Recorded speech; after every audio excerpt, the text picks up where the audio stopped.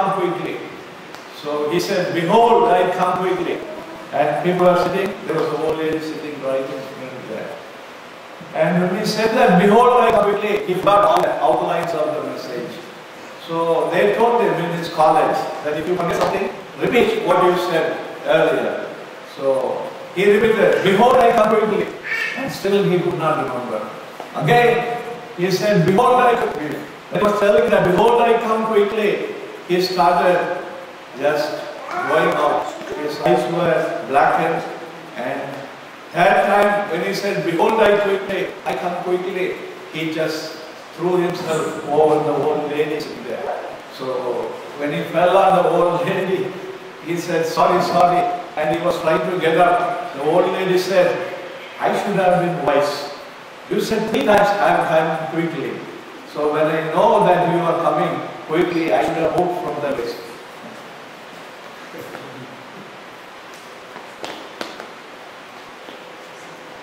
அவர் என்ன சொன்னார், இதோ நான் சீக்கிரமாய் வருகிறேன். 3 முறை சொன்னார். அந்த லேடி அதிலே உட்கார்ந்து இருந்து 3வது முறை அவரே போயிட்டார். This is the words of Jesus, and Jesus is coming quickly. Are you ready? If he comes today, are you ready? Everybody is ready to go? Yes. Hallelujah. Praise the Lord. So God is coming, and he will all the time. You can go for yourself with us. Thank you for all your prayers. நான் அறிவிக்கப்பட்டு போனேன் என்று தெரிந்தவர்களே எல்லோரும் என்னை கூப்பிட்டீங்க. There was not one who did not call me. எல்லோரும் கூப்பிட்டு என்ன செய்யுங்க, ஒன்றுக்காக ஜெபிக்கிறோம். அது மிகவும் ஆறுதலான வார்த்தை. I was very happy. I thank the Lord. I realized that God poured out His love. கர்த்தர் அவருடைய அன்பை ஊட்டி இருக்கிறார் என்று நான் அறிந்து மிகவும் சந்தோஷப்பட்டேன். நமக்கு ஜெபிக்கன்னு சொல்லும் பொழுது இவ்வளவு சந்தோஷம் வருமானா, நம்ம உண்டான தேவன் சொல்கிறார், உங்களுக்காக நான் ஜெபிக்கிறேன். இயேசு கிறிஸ்து நான் உங்களுக்காக நான் ஜெபிக்கிறேன். நம்ம நீங்க அதை பார்க்க போகிறோம். தேவன் எதை விரும்புகிறார், எதற்காக அவர் ஜெபித்தார்? அவர் சிலுவையை அறையப்படுவதற்கு ஒரு நாள் முந்தின ராத்திரியிலே சீஷர்களை கொண்டு அவர் ராபோஜனம் கொடுத்தார், பந்தி கொடுத்தார். ஆனால் அந்த ராத்திரியிலே அவர் ஜெபித்தார் என்று யோவான் எழுதின புத்தகம் நமக்கு சொல்கிறது. அவருடைய ஜெபத்திலே 3 பகுதிகள். ஒன்று, பிதாவோடு அவருடைய மகிமையை வெளிப்படுத்தும்படியாய் அவர் ஜெபித்தார். இரண்டாவது, அவருடைய சீஷர்களுக்காக அவர் ஜெபித்தார். மூன்றாவதாக, அவருடைய சீஷர்கள் மூலமாக இந்த உலகத்திலே சத்தியத்தை ஏற்றுக்கொள்ளுகிற ஒவ்வொருவருக்காக அவர் ஜெபித்தார். நாம் அந்த கூட்டத்தில் தான் இருக்கிறோம். நமக்காக இயேசு ஜெபித்துக் கொண்டிருக்கிறார். ஆனால் எதுக்காக ஜெபித்தார் அதை பார்க்க போறோம். எல்லாரும் எழுதி நின்று யோவான் 17வது அதிகாரம், யோவான் 17வது அதிகாரம் 20 முதல் 26 வரை வாசிக்கலாம். நான் வாசிக்கிறேன், நீங்க எல்லாரும் எழுதி சொல்லுங்க. I am going to read. யோவான் 17வது அதிகாரம் 20 முதல் 26. ஹல்லேலூயா. எல்லாரும் நீங்க ஆமென் சொல்லுங்க.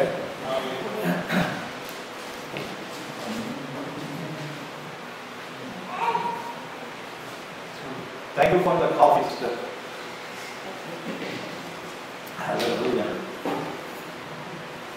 நான் இவர்களுக்காக வேண்டிக் கொள்ளுகிறதும் அல்லாமல் இவர்களுடைய வார்த்தையினால் என்னை விசுவாசிக்கிறவர்களுக்காகவும் வேண்டிக் கொள்கிறேன்.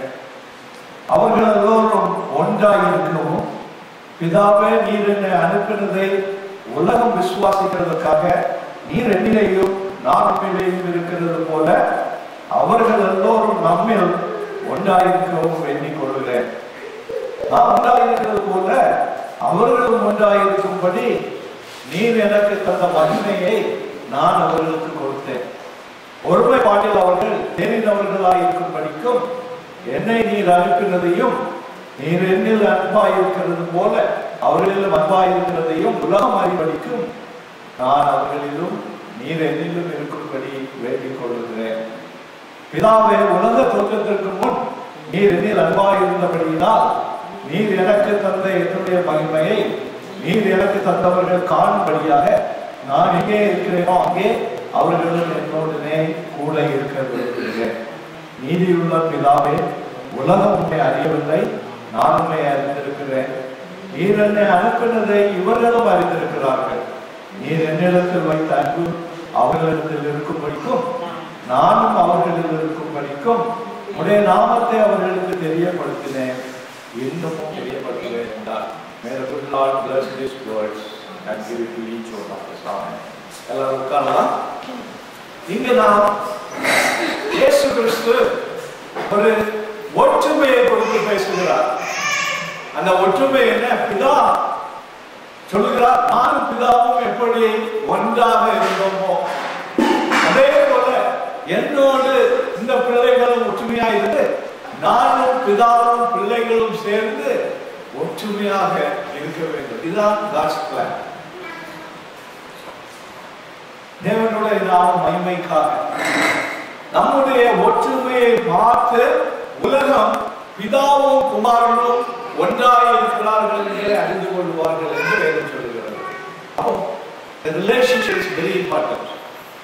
நம்ம ஒருவரோடு ஒருவர் ஒற்றுமையாக எப்படி பிதாவும் இயேசுவும் ஒற்றுமையாக இருந்தார்களோ அதே போல நாமும் ஒற்றுமையாக இருக்க வேண்டும். இயேசு கிறிஸ்துவின் கட்டளையை நாம் நிறைவேற்ற வேண்டும். இயேசு கிறிஸ்துவினுடைய கடைசி கட்டளை என்னவென்றால், நீங்கள் போய் எல்லோரையும் சீஷர்களாக்கி பிதாகுமாரன் பரிசுத்த ஆவியின் ஞானஸ்நானாலே ஞானஸ்நானம் கொடுத்து அவர்களை பாதாளத்தில் அவர்களுக்கு நான் கட்டளையிட்ட எல்லாவற்றையும் போதித்து அப்படின்னு சொல்லியிருக்கிறார். So there is a life.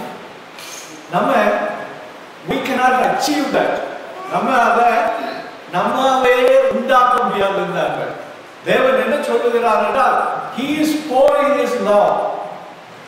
Our job is to receive that.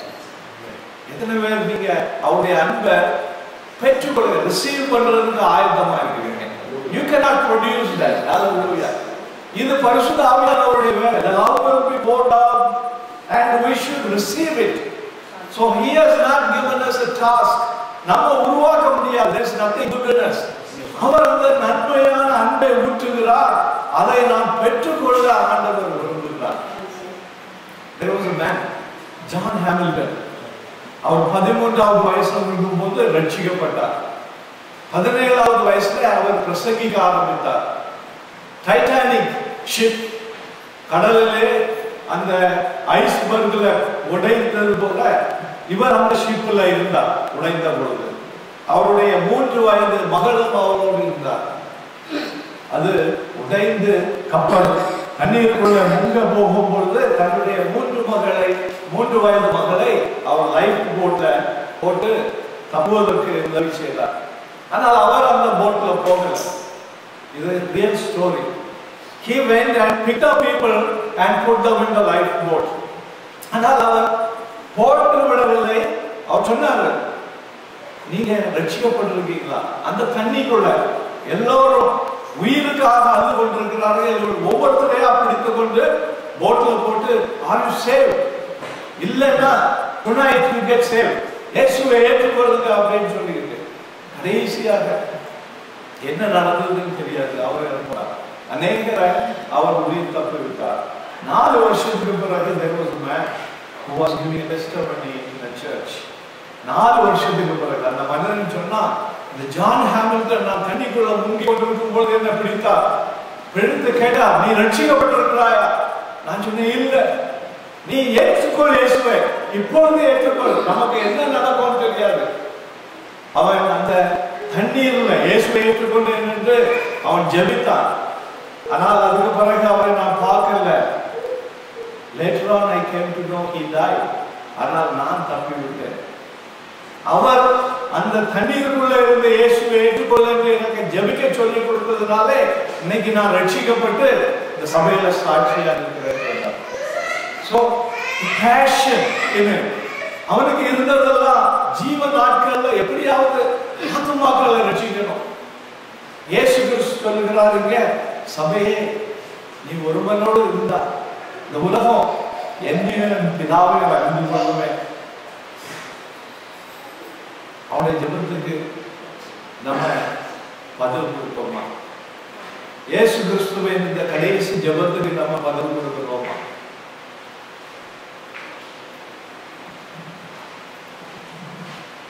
ஒற்றுமை என்று சொன்னா யூனிஃபார்மிட்டி, இட் இஸ் யூனிட்டி.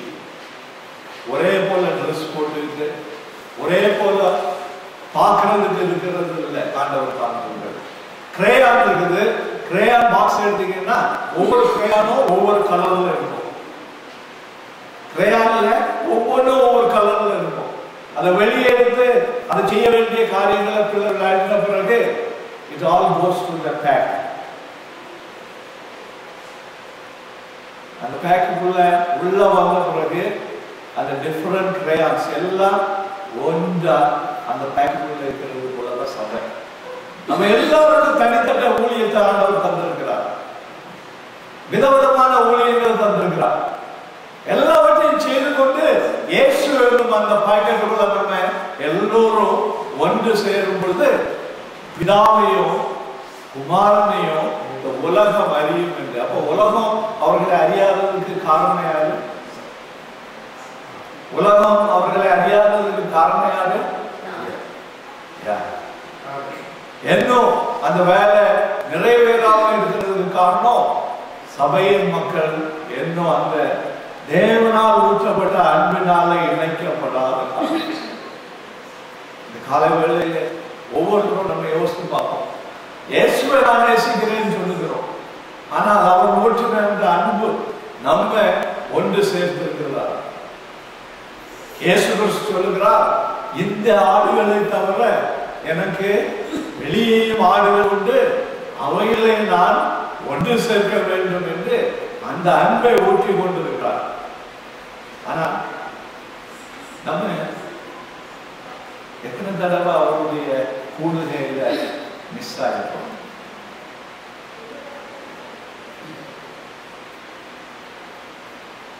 முடியாத காரியத்தினால நம்ம ஒன்று சேரலன்னா பரவாயில்ல.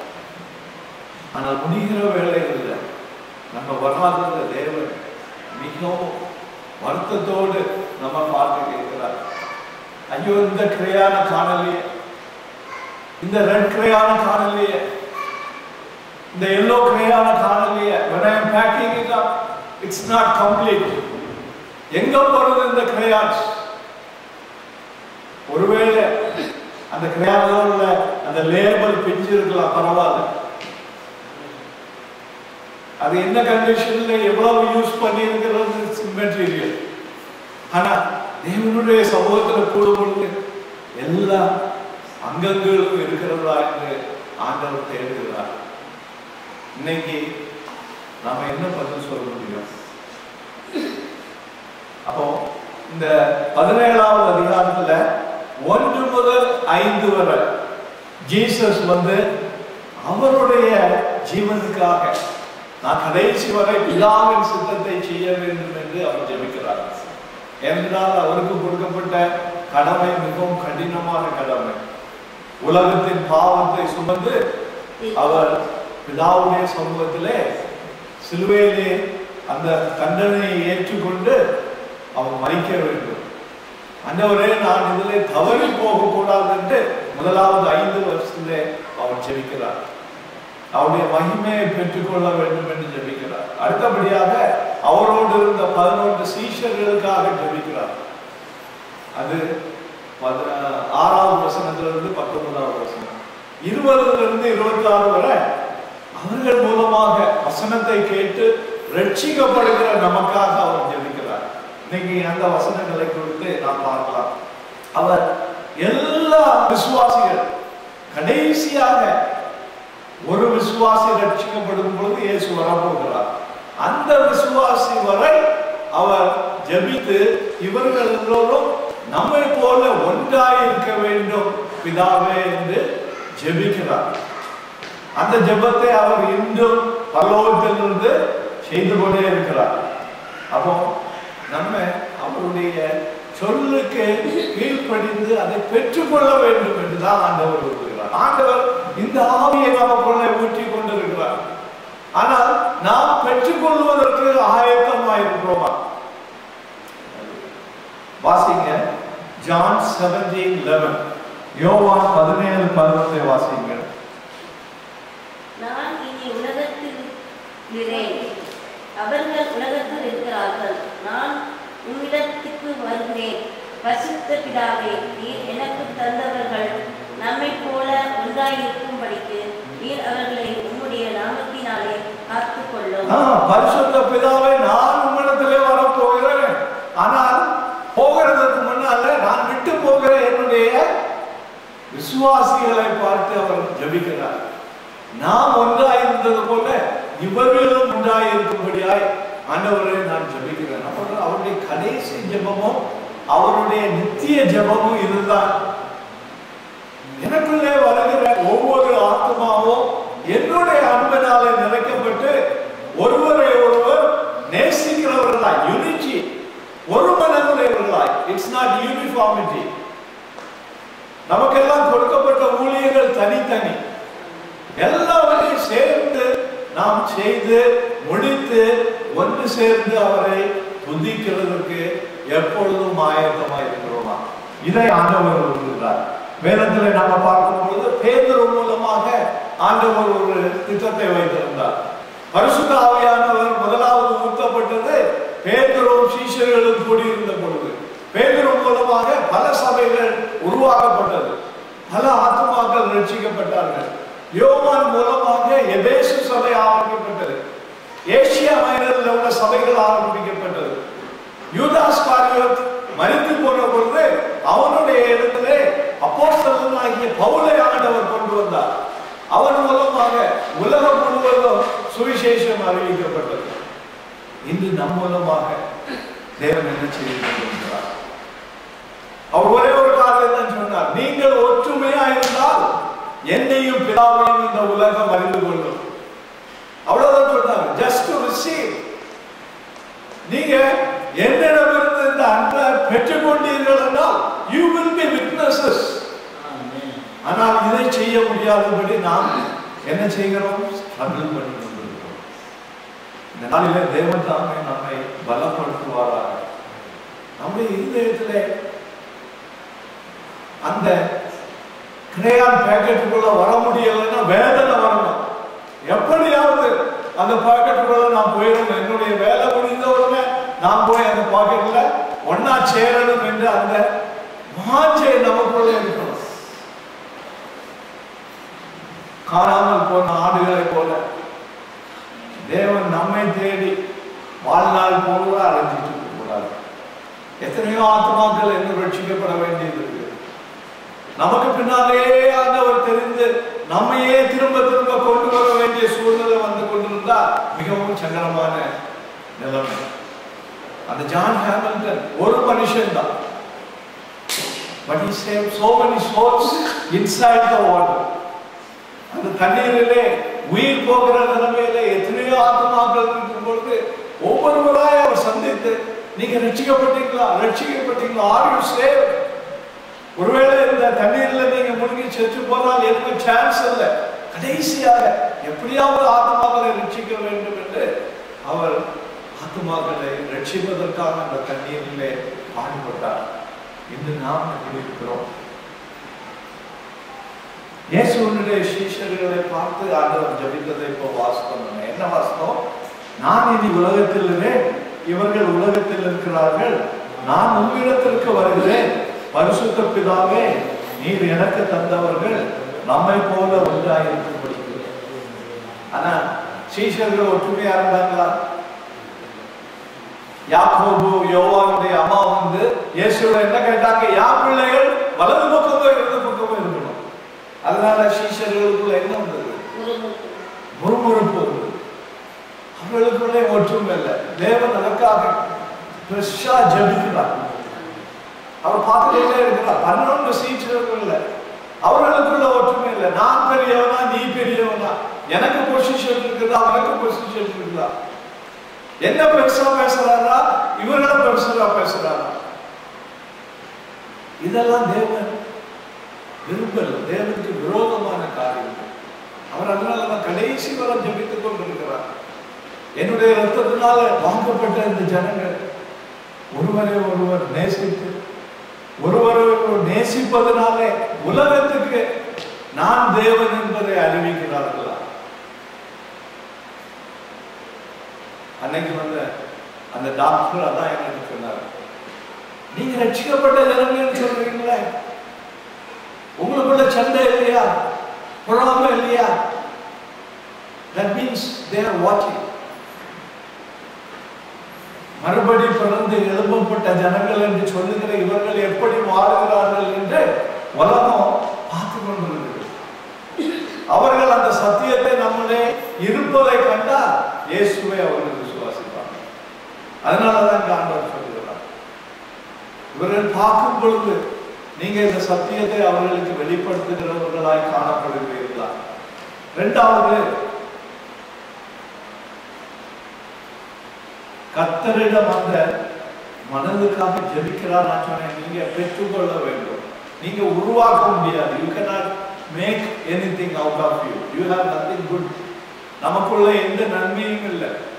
But we have to receive. ஆண்டவருடைய சமூகத்துல ஜெபிக்கிற ஒரு அனுபவம், விசுவாசத்திலே பலப்படுகிற அனுபவம். இங்க சொல்லி இருக்கிறார், நான் இருக்கிற இடத்துல அவர்கள் மறுபடியாய் அவர்கள் ஒருவரை ஒருவர் நேசிக்கிறவர்களாக காணப்படுவார்களா?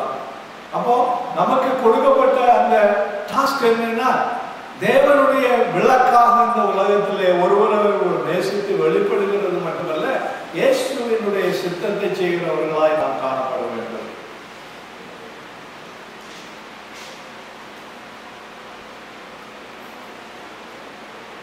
இதற்கு உதாரணமாக எதை சொல்லலாம் என்றால், இங்க சாண்டிலியர் லைட் பார்த்துருக்கீங்களா? சாண்டிலியர்ஸ் வீடு இருக்கிறவங்களுக்கு தெரியும். பெரிய, அதாவது சாண்டிலியர் லைட்னா நிறைய கிறிஸ்டல்ஸ் அப்படியே தொங்கிட்டே இருக்கும். ஆனா இதுல லைட் எங்க இருக்கும்? மேல இருக்கும். இந்த கிறிஸ்டல் லைட் கிடையாது. அந்த light father, son and the holy spirit. நம்மெல்லாம் அந்த கிறிஸ்டல்ஸ். அந்த வெளிச்சம் அடிக்கும் பொழுது இந்த கிறிஸ்டல்ஸ் எல்லாம் என்ன பண்ணும்? ஷைன் பண்ணும். இந்த கிறிஸ்டல் ஒண்ணு தனியா போயிருந்துச்சுன்னா ஷைன் பண்ண மாட்டோம்.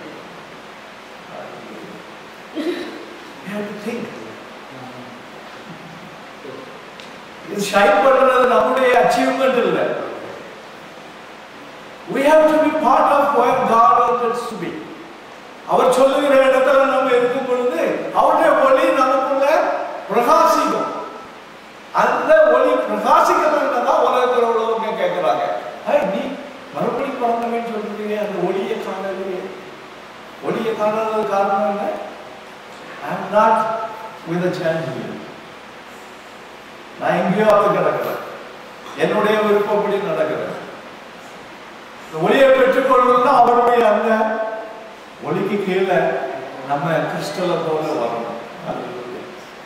தேவன் தான் விரும்புகிறார். இன்னைக்கு காலையில நம்ம நாம ஒப்பு கொடுப்போம். இது ஒரு வேதனையான காலம். கர்த்தர் ஒவ்வொரு சபையும் ஒவ்வொரு சாண்டிலியரை போல வைத்திருக்கிறார். அது ஒண்ணு கூட மிஸ் ஆச்சுன்னா ஆண்டவருக்கு அது துக்கத்தை கொண்டு வரும். தேவனை துக்கப்படுத்தாது இருக்கும். விசுவாசிகளுக்கே துக்கம் வருமானா தேவனுடைய துக்கம் எவ்வளவு பெருசா இருக்கும். அதான் நான் சொன்னேன், எனக்காக நீங்கள் எல்லோரும் ஜெபிக்கீங்கன்னு சொன்ன பொழுது எனக்கு ரொம்ப சந்தோஷமா இருக்கு. ஒவ்வொருத்தரா கூப்பிட்டீங்க, எல்லாரும் கூப்பிட்டீங்க. அப்போ நம்ம உருவாக்கின தேவன் நமக்காக ஜெபிக்கிறாருன்னு கொஞ்சம் சிந்திச்சு பாருங்க. அவர் எதுக்காக ஜெபிக்கிறார்? நம்ம அவருடைய அன்பை வெளிப்படுத்துகிறவர்களாய் இந்த உலகத்துல கொஞ்ச நாள் இருக்கணும்னா நம்ம அவரோடு சேர்த்து கொள்வதற்காக அவர் எல்லாவற்றையும் ஆயத்தப்படுத்தி கொண்டிருக்கிறார்.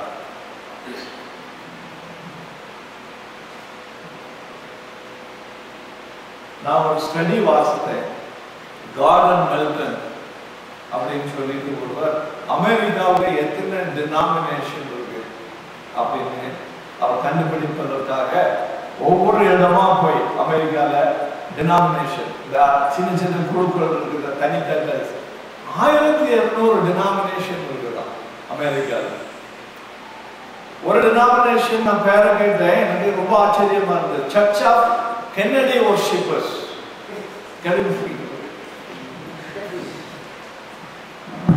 இவங்க என்னன்னா, அதாவது டெர்மினல் டிசீஸ்க்காக கென்னடி வொர்ஷிப், நம்ம JFK கென்னடி பிரசிடென்ட் அவருங்க பேர்ல ஒரு கூட்டம்.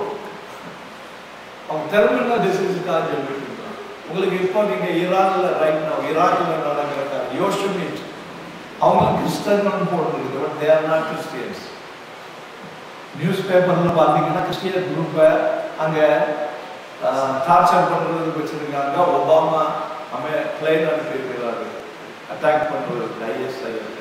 ஆனா the reality is they are not Christians. Yoshemites are a cult group. அவர்கள் வொர்ஷிப் பண்றது வந்து பீகாக். அதாவது பீகாக் வந்து ஆண்டவருடைய தூதன் என்று சொல்லி அவர்கள் அந்த பீகாக் அந்த மயில ஆராதிக்கிற கூட்டம். It is not Christians, but the paper says they are Christians. They are devil worshippers. So Christians are dying in the land. ஈராக்ல சமாதானத்தில் உள்ள அநேக கிறிஸ்தவ சர்ச்சுகளை எரித்து போட்டாங்க. ஒபாமா ஒன்றும் செய்யல. இப்போ பிசாசு கூட்டத்துக்கு தொந்தரவு வந்த உடனே சந்திக்கிற bomb. We have to understand this. There are so many denominations which is not true worshippers of Jesus Christ. It is to confuse the people. என்ன ஒரு worshippers இது பார்த்தாச்சுன்னா ministry of universal wisdom.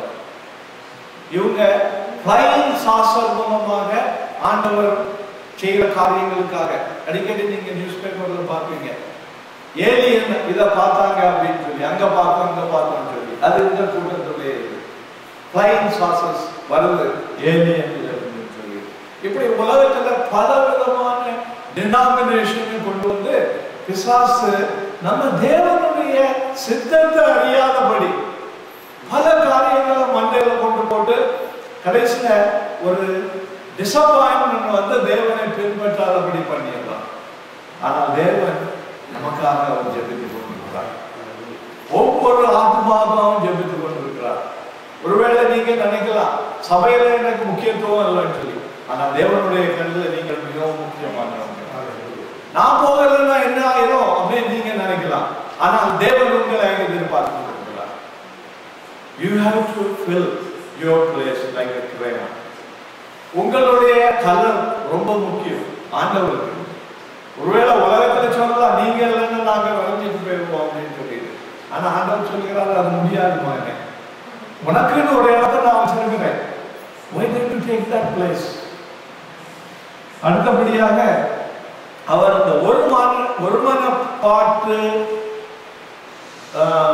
the unity when it comes, there is a power comes in.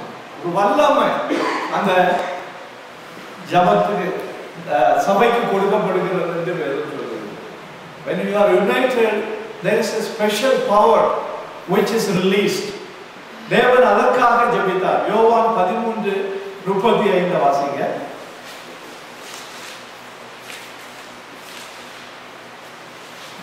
13:35.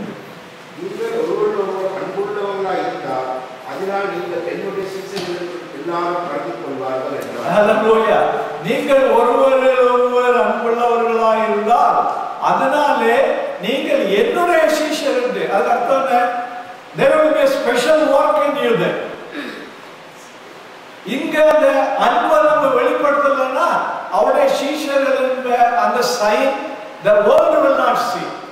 நீங்க சொல்லலாம் நான் தேவனுடைய சிஷ்யன் என்று, ஆனா அந்த ஒற்றுமையை ஆண்டவர் பார்க்கும் பொழுது இவர்கள் என்னுடைய சிஷ்யர்கள் என்பதை அவர் வெளிப்படுத்துவார்.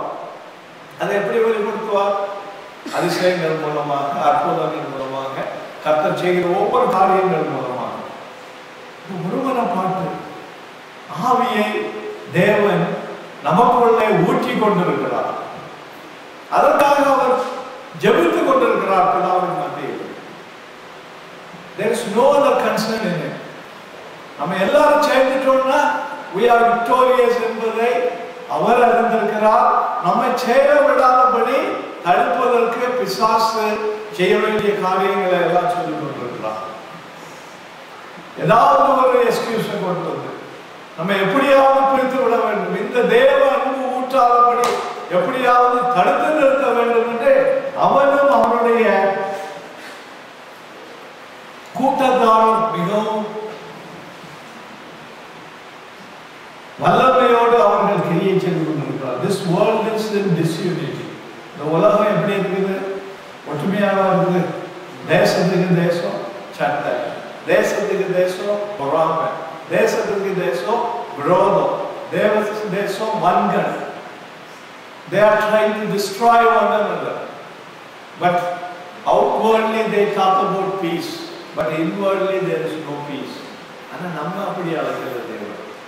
நமக்குள்ள உள்ளான அந்த சமாதானத்தை தேவன் ஊற்றி இருக்கிறார். அதனால we have to fulfill God's prayer. நமக்காக ஒருத்தர் ஜெபிக்கிறான்னு சொன்னா அந்த ஜெபம் நிறைவேற வேண்டுமா நிறைவேற வேண்டாமா? நிறைவேறணும். அப்போ கர்த்தருடைய ஜெபம் நிறைவேறுவதற்கு நம்ம ஒப்பு கொடுக்கிறதுக்கு ஆயத்தமா இருக்கணுமா? நம்மள அவர் கையை போட்டு கட்டி காலை போட்டு கட்டி இழுத்து என்னுடைய இதுன்னு சொல்லல, அவர் ஜெபிக்கிறார். எப்படி ஒரு பிதா தன்னுடைய பிள்ளைக்காக ஜெபிக்குமோ அது போல அவர் ஜெபிக்கிறார். அடுத்தபடியாக ஒருமனப்படுகிற சபையின் மகிமை, வல்லமை மட்டும் இல்ல மகிமையை வெளிப்படுத்துவேன் என்று சொல்லியிருக்கிறார். நம்ம வாசித்த அந்த இதை வாசிப்போம். 22வது வசனத்துல இருந்து, நாம் ஒன்றாயிருக்கிறது போல அவர்களும் ஒன்றாயிருக்கும்படி நீர் எனக்கு தந்த மகிமையை நான் அவர்களுக்கு கொடுத்தேன். இயேசுவுக்கு பிதா கொடுத்த மகிமையை அவர் யாருக்கு கொடுக்கிறார்? சபைக்கு கொடுக்கிறார். எதுக்கு? நீங்கள் ஒருவருக்கு ஒருவர் என்ன சொல்லி இருக்குது? ஒன்றாயிருக்கும்படி, நீங்கள் எல்லாம் ஒன்றாயிருக்கும்படி அந்த மகிமை கொடுத்திருக்கிறார். அப்போ நம்ம ஒன்றாயிருக்கும் பொழுதுதான் அந்த மகிமை நமக்குள்ள வெளிப்படும். என்னைக்கு அங்க ஒன்று மிஸ்ஸிங் ஆச்சுதோ அப்போ மகிமை என்ன செய்யாது? வெளிப்படாது. Hallelujah. That's why God's given the word. வசனத்தை எப்படியாவது படித்து இவருடைய விசுவாசத்திலே பலப்பட்டு தேவன் விரும்புகிற காரியத்தை செய்யணும் தான் இந்த வசனங்கள் கொடுக்கப்பட்டிருக்கிறது. 17-22 வசனம், நாம் ஒன்றாயிருக்கிறது போல அவர்களும் ஒன்றாயிருக்கும்படி நீர் எனக்கு தந்த மகிமையை நான் அவர்களுக்கு கொடுத்தேன். அல்லேலூயா. பைபிள் என்ன சொல்லுகிறது என்றால் நம்மள ஒரு மாளிகையாக அவர் கட்டி வருகிறார். We are built like a palace. அது வாசிங்க, எபேசியர் 2வது அதிகாரம் 18 இருந்து 22 வரை. எபேசியர் 2, Ephesians chapter 2 verse 18 to 22. அந்தபடி நாம் இருக்கிறதால் ஒரே ஆவியினாலே பிதாவிற்கு செய்ய சிலாக்கியத்தை அவர் மூலமாய் பெற்றிருக்கிறோம். ஆக நீங்கள் இனி அந்நியரும் பரதேசிகளுமாயிராமல் அடுத்தவர்களோடு ஒரே நகரத்தாரும் தேவனுடைய வீட்டாருமாயிருந்து என்பவர்களுடைய அஸ்திபாரத்திலே கட்டப்பட்டவர்களாக இருக்கிறார். இதற்கு இயேசு கிறிஸ்துவே மூளைக்கல்லாய் இருக்கிறார். அவர் மேல் 22 வரை அவர் மேல் மாளிகை முழுவதும் இசைவாய் இணைக்கப்பட்டு கர்த்தருக்குள் பரிசுத்த ஆலயமாக எழுப்புகிறது. அவர் மேல் நீங்களும் ஆவியான தேவனுடைய வாசஸ்தலமாக கூட்டி கட்டப்பட்டு வருகிறது. நீங்களும் ஒவ்வொருவரும் அந்த பேலஸ்ல, அந்த மாளிகையின் மேல் ஒவ்வொருவரும் கூட்டி கட்டப்பட்டு, we are all being built as part of the palace what God is making in the kingdom of God. எல்லோரும் ஒவ்வொரு கற்களாக ஆண்டவர் இணைத்துக் கொண்டிருக்கிறார் என்று வேதம் சொல்கிறது. அதனால ஒரு கல்லும் மிஸ் ஆயிடக்கூடாது. Every stone is important. Every stone is important. No stone will think that I am not important. இயேசு கிறிஸ்துவை அவர்கள் நிராகரித்த பொழுது God made him a cornerstone. மூளைக்கு தலைக்கல்லாக அவர் தெரிந்து கொண்டு அதன் மூலமாக இந்த மாளிகையை பலப்படுத்தி வருகிறார். We are all being built அந்த மாளிகையில். So everybody has a part what Jesus has won through his life. Hallelujah. அதனால நம்ம என்ன செய்யணும்? முதலாவது நம்பர் 1, பழைய வேற்றுமைகளை மறக்கணும். Old contentions we have to forget and we have to bury it. மறந்தா மட்டும் போதாது, மறந்துட்டா அது திரும்ப ஞாபகம் வரும். 10 வருஷம் கழிச்சு அது ஞாபகம் வரும். ஓ, அன்னைக்கு நீ அப்படி செய்தீங்கன்னு சொல்லி. ஏசாயா 11:13 வாசிங்க. அங்கே எப்ராயிமுக்கும் யூதாவுக்கும் மனக்கசப்பு இருந்தது. ஆனால் வேதம் சொல்லுகிறது அவர்கள் அந்த மனக்கசப்பை நிறுத்தி போட்டார்கள். They have forgotten about everything about the past. There is nothing which is holding them back. பழையவனை எல்லாவற்றையும் மறந்து அவர்களுக்குள்ள பொறாமைகள் எல்லாம் இருந்தது, எல்லாவற்றையும் அவர்கள் தூக்கி போட்டாங்க. ஏசாயா 11:13, ஐசாயா 11:13. எப்ராயிமின் பொறாமை நீங்கும், யூதாவின் சத்துருக்கள் சங்கரிக்கப்படுவார்கள். எப்ராயிம் யூதாவின் மேல் பொறாமையாயிரான், யூதா எப்ராயிமை துன்பப்படுத்தான். இங்கு தேவன் அந்த நிலைமையை விரும்புகிறார். பழையவைகள் எல்லாவற்றையும் நம்ம மறந்து எல்லாம் புதியவனாக ஆக வேண்டும் என்று. ஈவன் அவர் ரிலேஷன்ஷிப், பழைய காரியங்கள் எல்லாம் திரும்ப நம்ம ஒரு நேரமும் நினைக்க கூடாது. Everything is brain wash. இயேசு கிறிஸ்துவுக்குள்ள நம்முடைய மனம் எல்லாம் என்ன செய்யணும்? புதிதாக்கப்படணும். பிரெயின் வாஷ் கேள்விப்பட்டிருக்கீங்களா? பிரெயின் வாஷ் பண்ண பழசு ஞாபகமா? We are all being brainwashed so that old evil will never rise up from us. இதை தேவன் விரும்புகிறார். அப்பதான் நமக்குள்ள தேவன் ஊற்றப்படுகிற இந்த அன்பினாலே நாம் இணைக்கப்பட்டிருப்போம். அடுத்தபடியாக எல்லாரும் ஒரே மந்தையாகும். ஒரே மந்தைன்னா ஒரே ஃப்ளாக். வாசிங்க யோவான் 10:14. John 10:16.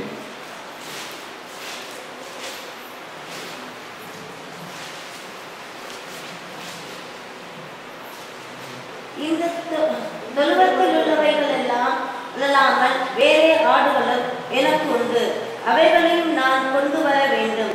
அவைகள் என் சத்தத்துக்கு செவி கொடுக்கும், அப்பொழுது ஒரே மந்தையும் ஒரே மேய்ப்பனுமாகும். So God has a big plan and he is doing it with his love, but I should not miss that opportunity.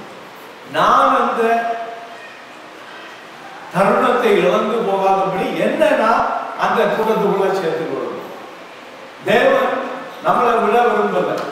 ஆனால் நான் துணிகரமா என்னுடைய இருதயத்தை கடினப்படுத்தி தேவனுடைய சத்தத்தை கீழ்ப்படியாதபடி அந்த பேக் ஆஃப் கிரேயான்ஸ் கலெக்ட் பண்ணும்பொழுது நாம் அந்த பேக்குக்குள்ள வந்துடணும்.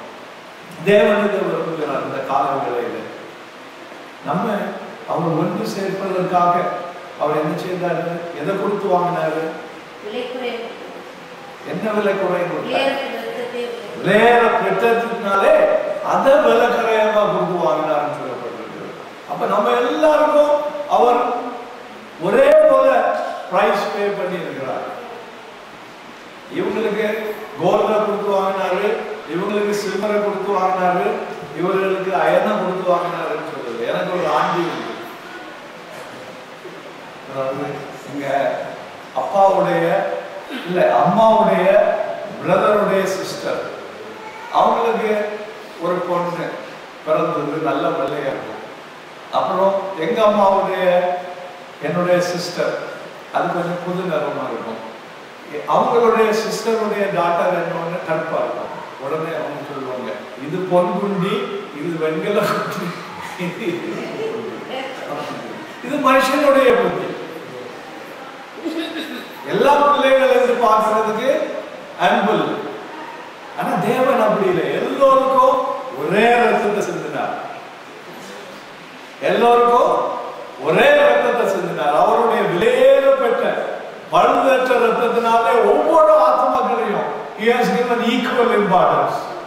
ஒருத்தர் நீ விலை கொடுத்தாமே, ஒருத்தர் விலை கொடுக்க வேண்டியதில்லை. எல்லாரும் என்னுடைய பிள்ளைகள், என்னுடைய சரீரமா இருக்கிறது என்று சொல்லி அவர் எல்லாரையும் அணைத்துக் கொள்ள விரும்புகிறார். அவர் அணைக்கும் பொழுது அவர்களோட கைக்குள்ள நம்ம வந்துடும். அவர் கையை பார்க்கிறார், ஒன்ன காணலையே, ஐயோ ஒன்ன காணலையே வாழ்க்கையை அவரை ஏன் எங்க விட்டுருவோம்? We are not coming for pastor. We are not coming for other members. We are coming for our Savior. என்ன பாடுகள் இருந்தாலும், when we have a time, we have dedicated time in a week to come together.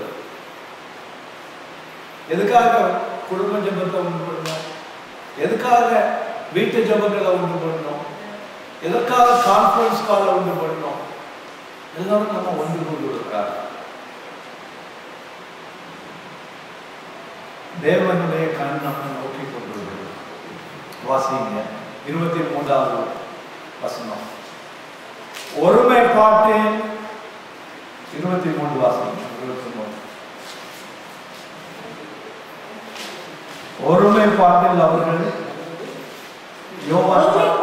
அவர்கள் தெரிந்தவர்களாய் இருக்கும் படிக்கும் என்னை நீர் அனுப்பினதையும் நீர் என்னில் அன்பாய் இருக்கிறது போல அவர்களும் அன்பாய் இருக்கிறதை உலகம் அறியும் படிக்கும் நான் அவர்களிலும் நீர் என்னிலும் இருக்கும்படி வேண்டிக் கொள்கிறேன். இந்த ஒருமைப்பாட்டு எதனால சொல்லப்பட்டிருக்கிறது? யார் அறியும்படி? யார் அறியும்படி? உலகம் அறியும்படி. See, this is the witness. நமக்குள்ள இருக்கிற இந்த ஒருமைப்பாட்டை உலகம் அறியும்படி உம்முடைய அன்பு என்னிலும் என்னுடைய அன்பு உம்மிலும் நம்முடைய அன்பு கிறிஸ்துவிலும் கிறிஸ்துவின் அன்பு பிதாவிலும் இருப்பதாக என்று தேவன் நம்ம அந்த பெரிய சர்க்கிள்ல ஒன்றா சேர்த்துட்டார். We are not alone. We cannot stand alone. நம்ம ஒரு தனிப்பட்ட ஒரு மனிதனா நின்று தேவனை நேசிக்கிறது இல்லை. நம்முடைய இந்த ஊட்டப்பட்ட அன்பினாலே ஒருமனப்படும் பொழுது உலகம் நம்மை கண்டு இவர்தான் தேவன் என்று அறிந்து கொள்ளும்படியாக உங்களை தெரிந்திருக்கிறார். அதனால இந்த காலங்களிலே நம்மை நாமே ஒப்புக் கொடுப்போம் அந்த ஒருமனப்பாட்டுக்கு. இன்னும் 24வது வசனத்தை வாசிங்க. பிதாவே, உலகத் தோற்றத்துக்கு முன் நீர் என்னில் அன்பாயிருந்தபடியினால் நீர் எனக்கு தந்த என்னுடைய மகிமையை நீர் எனக்கு தந்தவர்கள் காணும்படியாக நான் எங்கே இருக்கிறேனோ அங்கே அவர்களும் என்னோட கூட இருக்க விரும்புகிறேன். நான் எங்கே இருக்கிறேனோ அங்கே அவர்களும் இருக்கும்படியாய் எனக்கு நீர் தந்த மகிமையை நான் அவர்கள் மேலே ஊற்றி விட்டேன். அப்ப தேவ மகிமை நம்ம பாட்டு படிக்கிறோம். தேவ மகிமை ஊற்றப்பட்ட ஜனங்கள் எதனால? அவருக்குள்ள நம்ம ஒன்றாய் இருக்கிறதுனால. உலகம் நமது மூலமாக தேவனை தேவன் என்று அறிந்து கொள்வதனாலே அவர் இருக்கிற இடத்துல நம்ம இருக்கும்படியாக அவர் மகிமையை ஊற்றியிருக்கிறார். எவ்வளவு பெரிய காரியம்! When you see the big picture, சின்ன சின்ன காரியங்கள்லாம் நமக்குள்ள ஒரு பிரச்சனையை எழுப்பார். There is a big picture God has got. நம்ம எல்லாரையும் அவர் ஒன்று சேர்த்து அவர் இருக்கிற இடத்துல கொண்டு போகிறதுக்காக அவர் நம்மை ஒன்று சேர்த்திருக்கிறார். அதுக்காக இந்த காலை வேளையிலே நம்மை நாமே ஒப்பு கொடுப்போம். 25வது வசனத்தை வாசிங்க. நீதியுள்ள பிதாவே, உலகம் உம்மை அறியவில்லை, நான் உம்மை அறிந்திருக்கிறேன். நீர் என்னை அனுப்பினதை இவர்களும் அறிந்திருக்கிறார்கள். ஹல்லேலூயா. உலகம் உம்மை அறியவில்லை, ஆனால் நீர் அனுப்பின உம்முடைய ஜனங்கள் இதை அறிந்திருக்கிறார்கள் என்று தேவன் சொல்கிறார். காலை வேளையிலே நம்மை நாமே ஒப்பு கொடுப்போம். He has a unique relationship with us. நம்முடைய தனிப்பட்ட முறையிலே அவர் பேசுகிறார். நம்முடைய தனிப்பட்ட முறையிலே நமக்காக அவர் ஜெபிக்கிறார். யாராவது ஒரு ஆத்மா மனவேதனைப்படும் பொழுது அவர்களுக்காக அவர் ஜெபிக்கிறார். அவர்களை வெளியே விட்டுறக்கூடாது என்று அவர் வேதனைப்படுகிறார். எப்படியாவது ஒன்று கூட்டு சேர்த்து இவர்களுடைய ஒற்றுமையை பார்த்து இந்த உலகம் நான் தான் தேவன் என்று அறிந்து கொள்ள வேண்டும் என்று அவர் விரும்புகிறார். இந்த காலை வேளையிலே நம்மை நாமே அதுக்கு ஒப்பு கொடுப்போமா? எல்லாரும் எழுதி நின்று நம்ம ஒப்பு கொடுப்போம். இந்த நேரத்தில் அல்லேலூயா, ஸ்தோத்திரம், அல்லேலூயா. ஏதாவது பாட்டு ஸ்தோத்திரம்.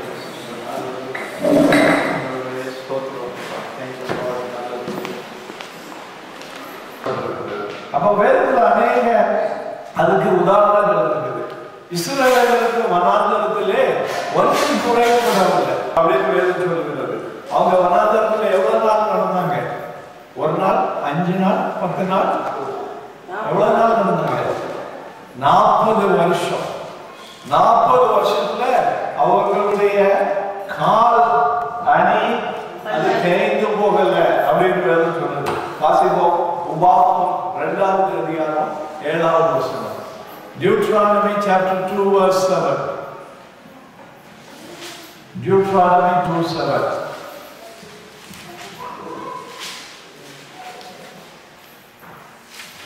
உன் தேவனாகிய கர்த்தர் உன் கைக்கிரியை எல்லாம் உன்னை ஆசீர்வதித்து வருகிறார். அந்த மிகப்பெரிய வனாந்தர வழியால் நீ நடந்து வருவதை அறிவார். இந்த 40 வருஷமும் உன் தேவனாகிய கர்த்தர் உன்னோடு இருந்தார், உனக்கு ஒன்றும் முரண்படவில்லை என்று சொல்லுகின்றார். ஹalleluya. மோசே ஜனங்களுக்கு சொல்லுகிறார், இந்த 40 வருஷத்துல உங்களை நான் நடத்தி வந்தேன், உங்களுக்கு ஒன்று தான் குறைவு வைக்கல. எல்லாம் தேவன் வானத்திலிருந்து மன்னாவை பொழிஞ்சார், வானத்திலிருந்து மீட்டு கொடுத்தார், காடைகள் வந்து விடும்படியாது. அதனால அவர்கள் என்ன விரும்பினார்களோ எல்லாரையும் கொடுத்தாரு. ஆனா ஒன்னே ஒண்ணு கேட்டாரு, நீங்க முறுமுறுப்பா இருங்க. தேவன் எதை விரும்பல? முறுமுறுக்கிறத விரும்பல. முறுமுறுத்ததுனால என்ன வந்தது? பாம்புகள் கடித்தது. அதனால தேவனுடைய சமூகத்துல ஒரு நாளும் முறுமுறுக்காதுங்க. தேவன் நம்முடைய அப்பா, நம்முடைய தேவைகளை சந்திக்கிறது. அவர் சொல்றாரு, உன்கிட்ட இருக்கிறத நீ கொடுக்கிறதுக்கு ஆயத்தமா? உனக்காக நான் மரித்தேனே என்ன செய்தார்? ஏதாவது கமெண்ட் பண்ணியிருக்கீங்களா?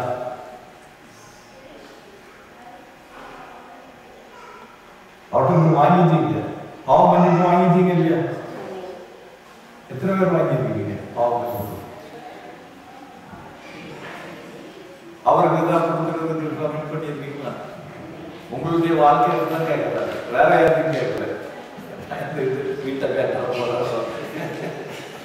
உங்களுடைய இருதயத்தை தான் கேட்கிறார். எத்தனை பேர் இருதயத்தை கொடுத்துருக்கீங்க? எத்தனை பேர் கொடுத்துருக்கீங்க? 100%. 100%. ஏலம் போடுவாங்க இல்லையா? 100% என்ன கொடுக்கல. ஹல்லேலூயா. சும்மா கொடுத்துருங்க ஆண்டவரே. ஏன்னா அவர் தான் நம்ம பார்க்க போறாரு. ஏன் நீங்க மூளையை போட்டு, அதான் சொல்றேன், வீணாக உங்க மூளையை போட்டு ஏன் நீங்க கலங்குகிறீர்கள் என்று வேதம் சொல்லுது. அவர் கையில கொடுத்தாச்சுன்னா எனக்கு கவலை இல்லாம படுத்துக்கலாம்.